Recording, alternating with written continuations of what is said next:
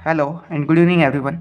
आज के लेक्चर में हम मटेरियल साइंस को ही कंटिन्यू रखेंगे और आज का हमारा जो टॉपिक होगा वो स्कैनिंग इलेक्ट्रॉन माइक्रोस्कोप के ऊपर होगा, जिसको शॉर्ट में हम सैम भी बोलते हैं। और ये topic exam point of view से बहुत ज़्यादा इंपॉर्टेंट है। ये काफ़ी टाइम एग्जाम में 8 मार्क्स के अंदर पूछ लिया जाता है। तो स्टार्ट करते हैं। फर्स्ट ऑफ ऑल हम बात करते हैं यहाँ पे जो स्कैनिंग इलेक्ट्रॉन का जो मतलब है वो क्या होता है। तो यहाँ पे हमारे पास एक इलेक्ट्रॉन बीम होगी। उस इलेक्ट्रॉन बीम को सैंपल के ऊपर फोल्ड करवाया जाएगा और वो इलेक्ट्रॉन बीम उस सैंपल को स्कैन करेगी। स्कैन इन द सेंस उस इलेक्ट्रॉन बीम को उस सैंपल के ऊपर एक्स और वाई डायरेक्शन में रोटेट करवाया जाएगा। और वो जब इलेक्ट्रॉन उस सैंपल के साथ जाके इंटरेक्ट करेंगे तो वहाँ पे वेरियस टाइप के सिग्नल प्रोड्यूस होंगे और उन सिग्नल की हेल्प से हम उस सैंपल की बहुत सारी इंफॉर्मेशन बता पाएंगे। लाइक उसका जो कंपोजिशन है, उसकी इलेक्ट्रिकल प्रॉपर्टी है, उसकी जो इमेज है या फिर उसकी जो टोपोग्राफी है, इन सब के बारे में हम इंफॉर्मेशन बता सकते हैं। तो जो स्कैनिंग इलेक्ट्रॉन माइक्रोस्कोप है, इसकी हेल्प से हम जो मटेरियल होते हैं उसको नैनो स्केल के ऊपर हम स्टडी कर सकते हैं। और इसी की हेल्प से हम जो हमारे पास सैंपल होता है उस सैंपल की सरफेस की 3 डायमेंशन इमेज भी हमें इसकी हेल्प से देखने को मिलती है। और हम यहाँ पे एक इलेक्ट्रॉन बीम लेके चलेंगे, इलेक्ट्रॉन बीम का यूज करेंगे। इलेक्ट्रॉन बीम हम यहाँ पे टंगस्टन की लेके चलेंगे। टंगस्टन की लेने का रीज़न ये होता है, इसका जो मेल्टिंग पॉइंट होता है वो बहुत ज़्यादा हाई होता है और इसका जो वर्क फंक्शन होता है वो बहुत ज़्यादा कम होता है, इसलिए इसका बहुत ज़्यादा यूज किया जाता है इलेक्ट्रॉन बीम के अंदर। और साथ ही इसकी जो कॉस्ट होती है, कॉस्ट भी बहुत ज़्यादा कम होती है, इजीली अवेलेबल भी होता है। दैट्स वाई हम इलेक्ट्रॉन बीम के अंदर टंगस्टन का यूज करेंगे। तो जो इलेक्ट्रॉन बीम है, हाई एनर्जी इलेक्ट्रॉन बीम का यूज करते हैं। उस इलेक्ट्रॉन बीम को एक सैंपल के ऊपर फोल्ड करते हैं और जब वो इलेक्ट्रॉन बीम के जो इलेक्ट्रॉन हैं वो सैंपल के एटम के साथ जाके इंटरेक्ट करते हैं तो वहाँ पे वेरियस टाइप के सिग्नल प्रोड्यूस होते हैं। ये भी हम देख लेते हैं कि कौन कौन से सिग्नल यहाँ पे प्रोड्यूस होंगे और उन सिग्नल को कैसे हम डिटेक्ट करेंगे। तो हमने मान लिया ये हमारे पास एक इंसिडेंट इलेक्ट्रॉन बीम है। ये हमारे पास यहाँ पे हमने एक इलेक्ट्रॉन गन मान लिया, ये एक इलेक्ट्रॉन गन है। ये इलेक्ट्रॉन गन यहाँ से एक इलेक्ट्रॉन बीम छोड़ रही है। ये इलेक्ट्रॉन बीम है यहाँ पे, ये नीचे की तरफ इलेक्ट्रॉन बीम आ रही है और ये इलेक्ट्रॉन बीम आके एक सैंपल के साथ इंटरेक्ट करिए। सैंपल के ऊपर हमने एक इलेक्ट्रॉन बीम को फोल्ड करवा दिया।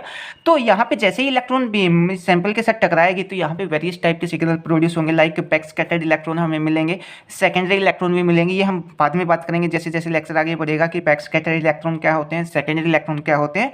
और साथ ही हमें यहाँ पे करैक्टरिस्टिक्स एक्सरे देखने को भी मिलेंगी, या फिर हम ये बोल सकते हैं कि हमें यहाँ पे इलेक्ट्रोमैग्नेटिक वेव भी देखने को मिलेंगे या कुछ रेडिएशन देखने को मिलेंगे। और साथ ही यहाँ पे हमें अगर इफेक्ट या अगर इलेक्ट्रॉन भी देखने को मिलेगा। तो फर्स्ट ऑफ ऑल हम बात कर लेते हैं यहाँ पे अगर इलेक्ट्रॉन क्या होता है, उसके बाद एक्सरे और ये सेकेंडरी इलेक्ट्रॉन और बैक स्कैटर्ड इलेक्ट्रॉन के ऊपर बात करेंगे। तो अगर इलेक्ट्रॉन कैसे मिलता है, ये अगर इफेक्ट से यहाँ पे आता है। अगर इफेक्ट क्या होगा, ये हमने मान लिया हमारे पास एक एटम है और ये एटम के अंदर हमने अलग अलग सेल मान ली। ठीक है, ये के सेल है हमारे पास, ये एल है और ये एम है। और ये के सेल के अंदर हमने 2 इलेक्ट्रॉन मान लिए और एल सेल के अंदर हमारे पास ये कुछ इलेक्ट्रॉन हमने यहाँ पे मान लिए। ठीक है, अब यहाँ पे हमने एक हाई एनर्जी इलेक्ट्रॉन को इस एटम के ऊपर फोल्ड करवाया। अब ये जो इलेक्ट्रॉन है ये आके के सेल के इलेक्ट्रॉन के साथ टकराएगा तो यहाँ पे ये के सेल के इलेक्ट्रॉन को नॉकआउट करके बाहर निकाल देगा। ठीक है, और यहाँ पे एक वैकेंसी क्रिएट हो जाएगी। मान लिया यहाँ पे के सेल के अंदर एक वैकेंसी क्रिएट होगी। अब के सेल के अंदर जो वैकेंसी क्रिएट हुई है, इस वैकेंसी को फुलफिल करने के लिए हायर सेल के इलेक्ट्रॉन आएंगे जिनकी एनर्जी बहुत ज़्यादा होगी। पर इस के सेल के अंदर इलेक्ट्रॉन कब आ सकता है, जब जो हायर एनर्जी के इलेक्ट्रॉन हो उनकी एनर्जी के सेल के बराबर हो, तभी के सेल के ऊपर इलेक्ट्रॉन आ सकता है। या फिर हम ये बोल सकते हैं इस वैकेंसी में इलेक्ट्रॉन आ सकता है। समझने के लिए हम ये मान सकते हैं कि के सेल की एनर्जी हमने 5 मान ली और एल सेल की एनर्जी कितना है, 10 है और एम सेल की एनर्जी हमने मान लिया 15। तो एल सेल का इलेक्ट्रॉन के सेल के अंदर तभी जा सकता है जब इसकी एनर्जी 5 हो, पर इसके पास तो एनर्जी 10 है। तो ये क्या करेगा, जो ज़्यादा एनर्जी है उसको रिलीज कर देगा। रिलीज मतलब अब ये जो यहाँ पे ये इलेक्ट्रॉन है ये के सेल के अंदर आएगा और इसकी जो ज़्यादा एनर्जी उसको फोटोन के रूप में बाहर निकाल देगा। अब ये जो फोटोन यहाँ से निकला है, ये फोटोन आगे एम सेल के या एल सेल के किसी इलेक्ट्रॉन के साथ आके टकराएगा। वो इलेक्ट्रॉन इस फोटोन को एब्जॉर्ब कर लेगा। एब्जॉर्ब करने के बाद ये इलेक्ट्रॉन भी नॉकआउट होकर बाहर चला जाएगा। या फिर हम ये बोल सकते हैं ये इलेक्ट्रॉन उसको एब्जॉर्ब कर लेगा। एब्जॉर्ब करने के बाद एक्साइटेड स्टेट के अंदर चला जाएगा। और ये जो इलेक्ट्रॉन है यहाँ पे बाहर निकला है, इसको हम बोलेंगे अगर इलेक्ट्रॉन, और इस कंप्लीट प्रोसेस को बोला जाता है अगर इफेक्ट। आई होप आपको ये समझ में आ गया होगा। यहाँ पे एक तीर से हमने 2 शिकार किए हैं, एक तीर से हमने यहाँ पे 2 इलेक्ट्रॉन को नॉकआउट किया है। ठीक है, एक के सेल का इलेक्ट्रॉन या फिर एक तो के सेल का इलेक्ट्रॉन नॉकआउट किया है, उसके बाद एल सेल का भी हो सकता है और एम सेल का इलेक्ट्रॉन भी नॉकआउट हो सकता है। इसको हम बोलते हैं अगर इलेक्ट्रॉन, और कंप्लीट प्रोसेस को बोला जाता है अगर इफेक्ट। उसके बाद बात करते हैं करैक्टरिस्टिक्स एक्सरे यहाँ पे कैसे प्रोड्यूस होगी, या फिर हम ये बोल सकते हैं कि इलेक्ट्रोमैग्नेटिक रेडिएशन यहाँ पे कैसे प्रोड्यूस होगी। तो फिर से हम एक एटम का एग्जाम्पल लेके चलते हैं। ये हमने मान लिया हमारे पास एक एटम है और ये के सेल है, ये एल सेल है और ये एम सेल है। के सेल के अंदर हमने यहाँ पे फिर से इलेक्ट्रॉन मान लिया और एल सेल के अंदर भी हम कुछ इलेक्ट्रॉन मान लेते हैं, same as it is in cell के अंदर भी।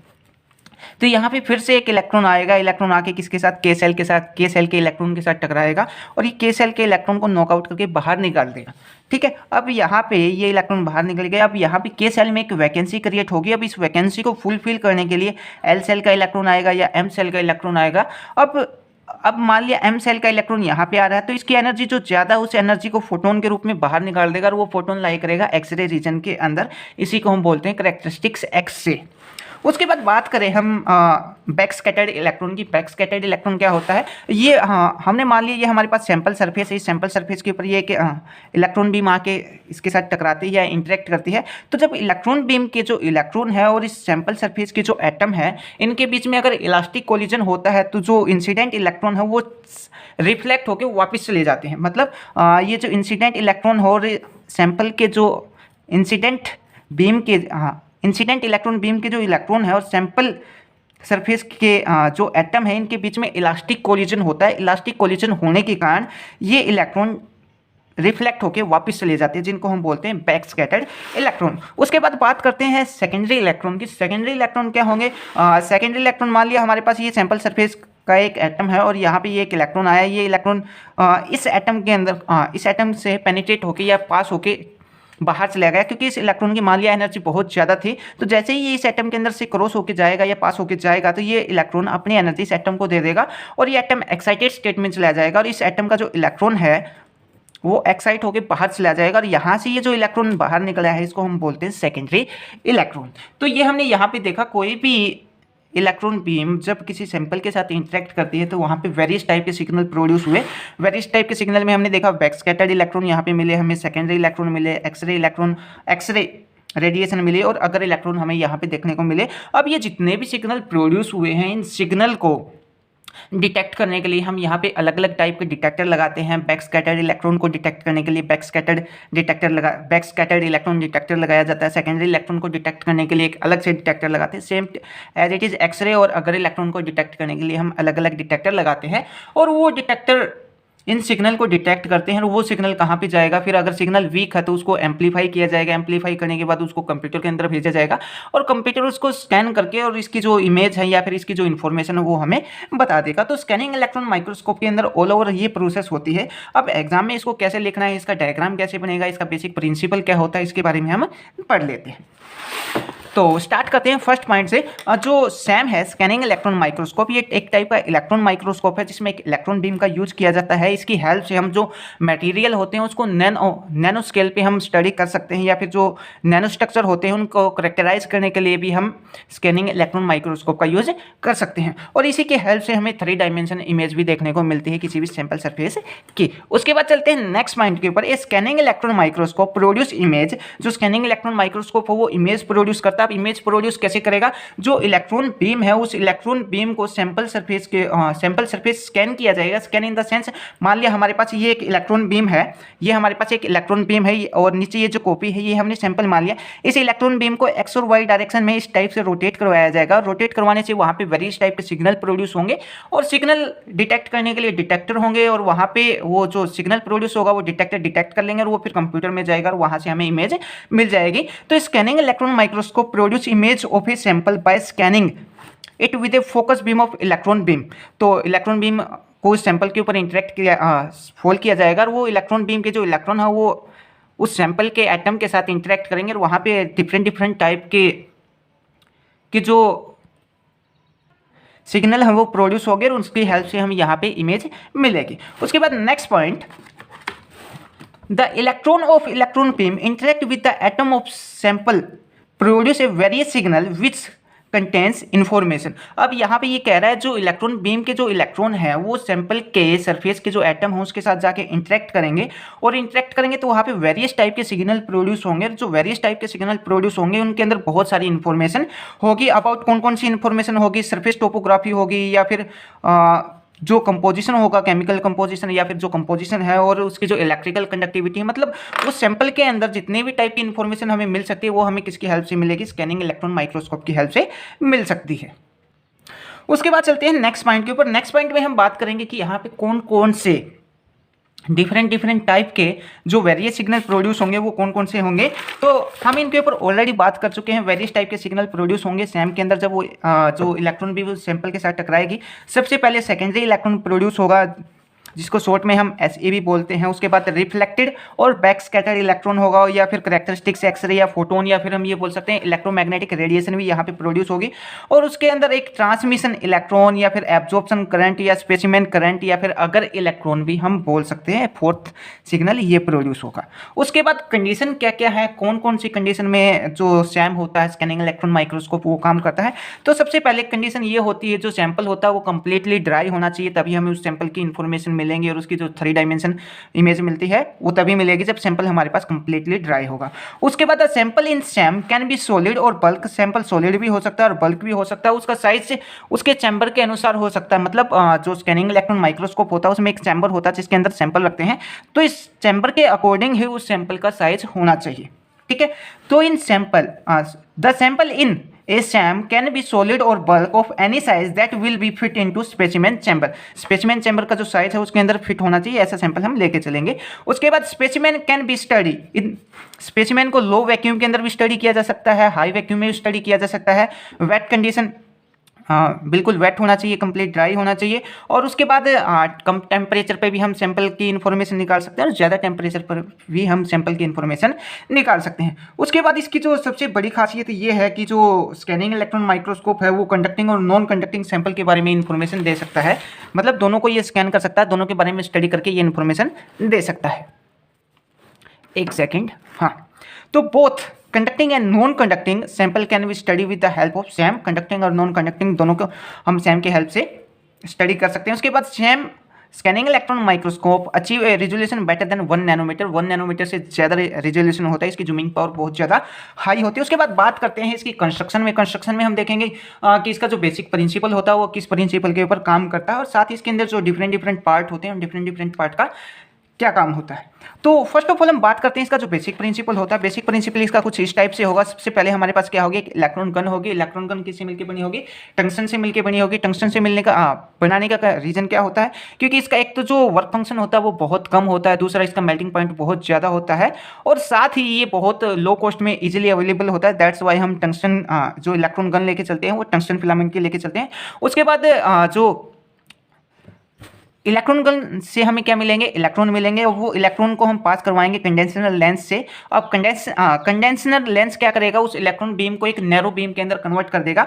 मतलब यहाँ से इलेक्ट्रॉन जो निकले हैं इलेक्ट्रॉन गन से वो थोड़ा स्प्रेड हैं, फैले हुए हैं। कंडेंसर लेंस क्या करेगा, उसको एक नैरो बीम में कन्वर्ट कर देगा, और वो इलेक्ट्रॉन फिर जाके सैंपल से टकराएंगे। सैंपल से टकराएंगे तो वहाँ पे वेरियस टाइप के सिग्नल प्रोड्यूस होंगे, लाइक सेकेंडरी इलेक्ट्रॉन है और बैक स्कैटर्ड इलेक्ट्रॉन है, या फिर अगर इलेक्ट्रॉन है और एक्सरे कैरेक्टरिस्टिक्स एक्सरे यहाँ पे प्रोड्यूस हो सकती है। और इन सबको डिटेक्ट करने के लिए यहाँ पे हम डिफरेंट डिफरेंट टाइप के डिटेक्टर भी लगाते हैं। उसके बाद ये तो था बेसिक प्रिंसिपल। उसके बाद इसका जो सिस्टमेटिक डायग्राम है, सिस्टमेटिक डायग्राम के ऊपर भी हम थोड़ा सा बात कर लेते हैं। सिस्टमेटिक डायग्राम में क्या क्या होगा,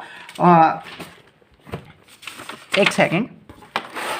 तो सबसे पहले हम बात करते हैं सिस्टमेटिक डायग्राम में इलेक्ट्रॉन गन की। तो इलेक्ट्रॉन गन के अंदर क्या होता है, it consist of an electron gun fitted with an tungsten filament cathode. अब जो इलेक्ट्रॉन गन होती है उसको नेगेटिव पोटेंशियल से कनेक्ट किया जाता है। अब नेगेटिव पोटेंशियल से जैसे ही कनेक्ट किया जाएगा तो थर्मोनिक इमिशन के कारण उस टंगस्टन फिलामेंट के अंदर से इलेक्ट्रॉन इमिट होना स्टार्ट हो जाएंगे। मतलब वहाँ से एक इलेक्ट्रॉन बीम निकलेगी। और अब टंगस्टन का ही यूज क्यों किया जाता है, tungsten is suitable for making cathode because of its high melting point. इसका मेल्टिंग पॉइंट बहुत ज़्यादा हाई होता है, लो वेपर प्रेशर होता है, और इसका जो वर्क फंक्शन होता है वो भी कम होता है। ये रीजन भी इसके अंदर ऐड कर सकते हैं।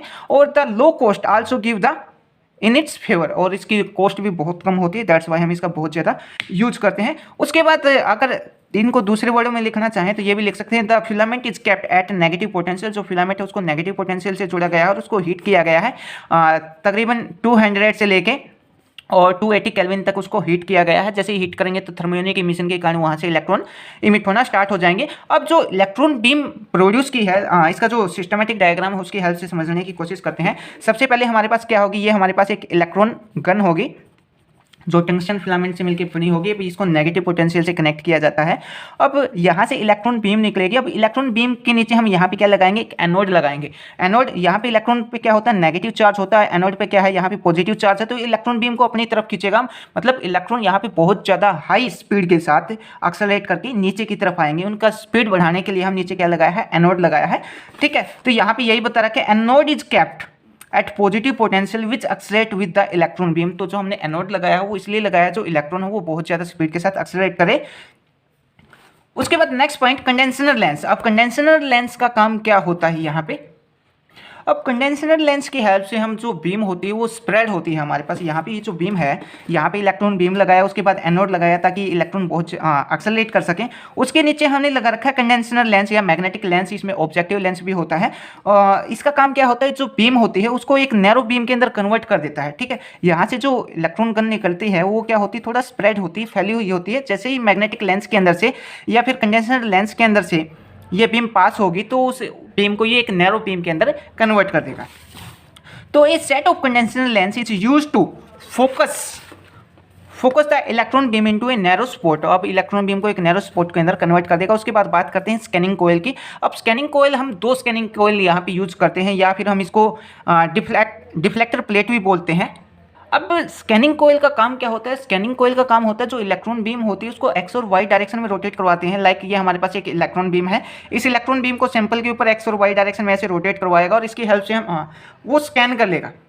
ठीक है, तो पेयर ऑफ स्कैनिंग कोयल और deflector plate are used to deflect the electron beam into X और Y direction so that electron beam scan the sample. और इसी कारण से इलेक्ट्रॉन बीम, मतलब स्कैनिंग कोयल का काम यही होता है कि वो उस सैंपल को एक्स और वाई, जो इलेक्ट्रॉन बीम है उस इलेक्ट्रॉन बीम को सैंपल के ऊपर एक्स और वाई डायरेक्शन में रोटेट करवा सकते हैं या मूव करवा सके।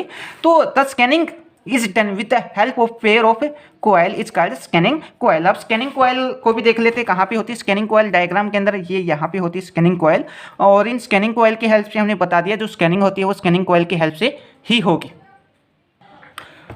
उसके बाद हम बात करते हैं डिटेक्टर पे। तो इसमें वेरियस टाइप डिफरेंट टाइप के डिटेक्टर इसके अंदर लगाए जाते हैं। डिटेक्टर कहाँ होंगे, ये हमारे पास जो स्कैनिंग कोयल है, स्कैनिंग कोयल के नीचे हमने यहाँ पे एक लगा रखा है बैक स्कैटर्ड इलेक्ट्रॉन डिटेक्टर और सेकेंडरी इलेक्ट्रॉन डिटेक्टर। यहाँ पे ये हमारे पास सैंपल है जिसके साथ इलेक्ट्रॉन बीम इंटरेक्ट करेगी, और ये नीचे उसके स्टेज हैं। तो ये उसका जो सिस्टमेटिक डायग्राम होगा वो कुछ इस टाइप से होगा, और एग्जाम में आपको इसी टाइप से ये बनाना भी पड़ेगा।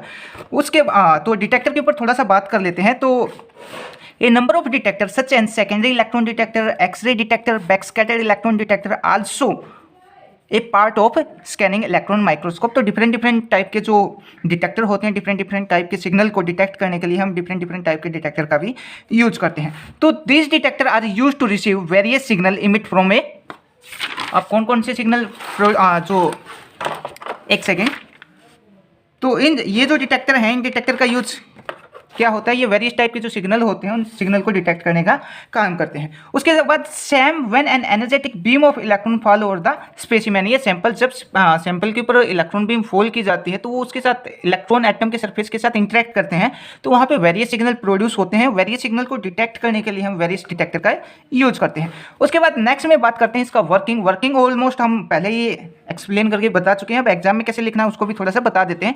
When high energy electron beam fall on the sample, जब हाई एनर्जी इलेक्ट्रॉन बीम को सैंपल के ऊपर फॉल किया जाता है तो एटम उसके साथ इंटरेक्ट करेंगे, तो the energy exchange between electron and the sample give rise to the reflection of high energy electron by elastic scattering.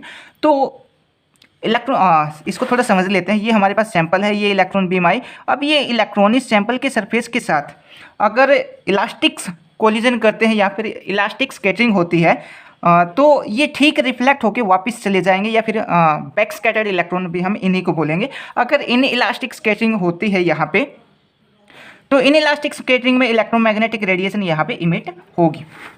उसके बाद various interaction between electron beam and sample, ये ऑलरेडी हम बता चुके हैं कि वेरियस डिफरेंट टाइप के जो सिग्नल है वो यहाँ पे प्रोड्यूस होंगे। Now discuss various detector mode of Sam. अब कौन से मोड होते हैं स्कैनिंग इलेक्ट्रॉन माइक्रोस्कोप के अंदर उसके ऊपर भी बात कर लेते हैं। सबसे पहले होता है सेकेंडरी इलेक्ट्रॉन इमेज। अब इस मोड को हम स्टैंडर्ड डिटेक्शन मोड भी बोलते हैं, और ये लो एनर्जी के ऊपर काम करता है। लो एनर्जी होना चाहिए तकरीबन 50 इलेक्ट्रॉन वोल्ट के आसपास इसमें एनर्जी होनी चाहिए।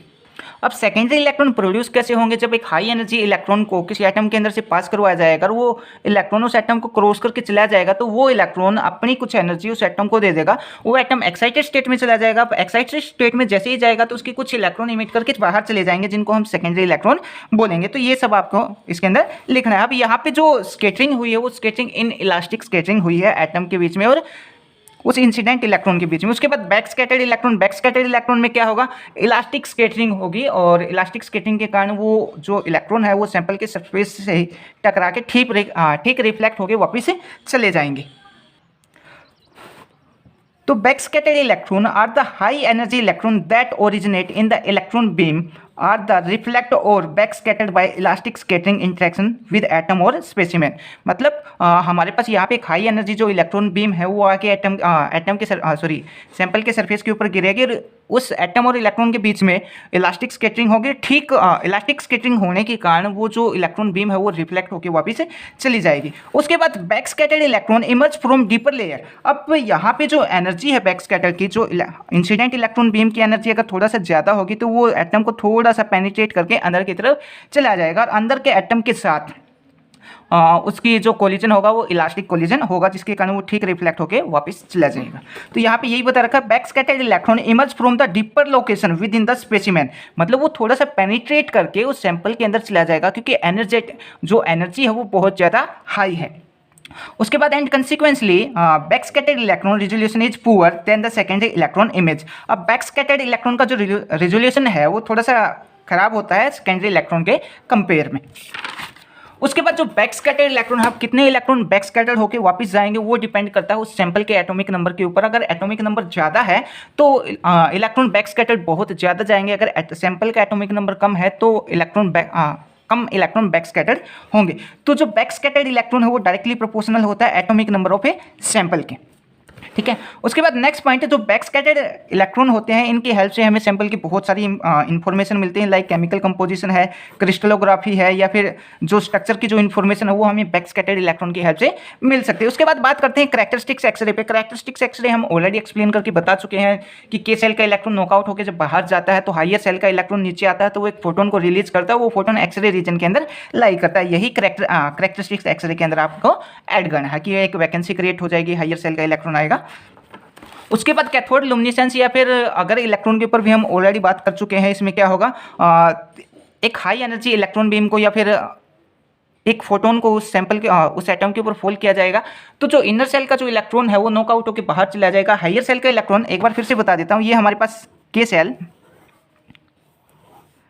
तो हमने के सेल का इलेक्ट्रॉन नॉकआउट कर दिया, तो इस के सेल के इलेक्ट्रॉन को फुलफिल करने के लिए मान लिया एम सेल का इलेक्ट्रॉन आ रहा है, के एल एम। मान लिया एल सेल का इलेक्ट्रॉन आ रहा है, तो ये एल सेल का इलेक्ट्रॉन यहाँ से फोटोन रिलीज करेगा। अगर वो फोटोन किसी इलेक्ट्रॉन के साथ इंटरेक्ट करता है या कोई इलेक्ट्रॉन उस फोटोन को एब्जॉर्ब कर लेगा, तो वो इलेक्ट्रॉन भी एक्साइटेड स्टेट में चला जाएगा, जिसको हम अगर इलेक्ट्रॉन बोलते हैं। तो the emission of light when atom excited by high energy electron and return to their ground state is called cathode luminescence, और इसको कैथोड लुमिनेसेंस भी बोलते हैं। और यही बता रखा है कि जो हाई एनर्जी इलेक्ट्रॉन बीम है सेम, उसके अंदर एक वैकेंसी क्रिएट होगी, हायर सेल का इलेक्ट्रॉन लोअर सेल में आएगा, फोटोन को रिलीज करेगा। ये ऑलरेडी हम एक्सप्लेन करके बता चुके हैं। उसके बाद बात करते हैं इसकी एप्लीकेशन की। इसकी एप्लीकेशन क्या क्या होती है, तो टोपोग्राफिकल, मॉर्फोलॉजिकल और कंपोजिशनल इन्फॉर्मेशन हमें सैम की हेल्प से मिलती है। साथ ही जो सैम होता है स्कैनिंग इलेक्ट्रॉन माइक्रोस्कोप, इसकी हेल्प से हम सरफेस के बारे में बहुत सारी इन्फॉर्मेशन मिलती है। साथ ही जो सैम होता है उस माइक्रोस्ट्रक्चर की भी बहुत सारी इन्फॉर्मेशन हमें मिलती है सैम की हेल्प से। पैरासाइट्स को स्टडी करने के लिए हम सैम का यूज़ करते हैं। जो लाइफ साइंस है, बायोलॉजिकल साइंस है, मेडिकल और फोरेंसिक साइंस और मेटलर्जी के अंदर भी हम इसका यूज़ करते हैं। साथ ही जो सेमीकंडक्टर इंडस्ट्री होती है उसके अंदर सैम का बहुत ज़्यादा यूज किया जाता है, कंप्यूटर इंडस्ट्री में, और साथ ही जो माइक्रो चिप्स हैं उसके अंदर भी हम इसका बहुत ज़्यादा यूज करते हैं। उसके बाद हम बात करें इसकी एडवांटेज पे, इसकी एडवांटेज क्या होती है, तो इसके हेल्प से हमें 3 डायमेंशनल इमेज मिलती है। साथ ही जो टोपोग्राफिकल इमेज है वो भी हमें सैम की हेल्प से मिलती है, और इसका जो ऑपरेशन होता है वो बहुत ज़्यादा फास्ट होता है और ईजी और सिंपल। सैंपल की जो प्रिपरेशन होती है वो बड़ी आसानी से इसके अंदर हम सैंपल को प्रिपेयर कर पाते हैं, और साथ ही इसमें जो डाटा जनरेट होता है वो डिजिटल फॉर्म में होता है और उसको स्टडी करना बहुत ज़्यादा आसान होता है। उसके बाद इसकी डिसएडवांटेज की अगर हम बात करें तो ये सैम बहुत ज़्यादा एक्सपेंसिव होता है, साइज़ में भी ये बहुत ज़्यादा बड़ा होता है, इसकी जो मेंटेनेंस कॉस्ट होती है वो बहुत ज़्यादा हाई होती है। और सैम के अंदर जो सैंपल को प्रिपेयर किया जाता है वो थोड़ा सा डिफिकल्ट होता है। इसको ऑपरेट करने के लिए एक स्पेशल ट्रेनिंग वाले बंदे की जरूरत पड़ती है। और साथ ही हम इसके अंदर ये बोल सकते हैं कि जो इसमें जब सैंपल को स्टडी करते हैं तो इसके अंदर से कुछ रिस्की रेडिएशन बाहर निकलती हैं, लाइक एक्सरे बाहर निकल सकती है या फिर डिफरेंट डिफरेंट टाइप की रेडिएशन इसके अंदर से बाहर निकल सकती है जो ह्यूमन बॉडी के लिए थोड़ा सा रिस्की हो सकती है। तो ये था हमारे पास scanning electron microscope. I hope आपको ये समझ आया हो, अगर समझ आया तो आप अपने दोस्तों में भी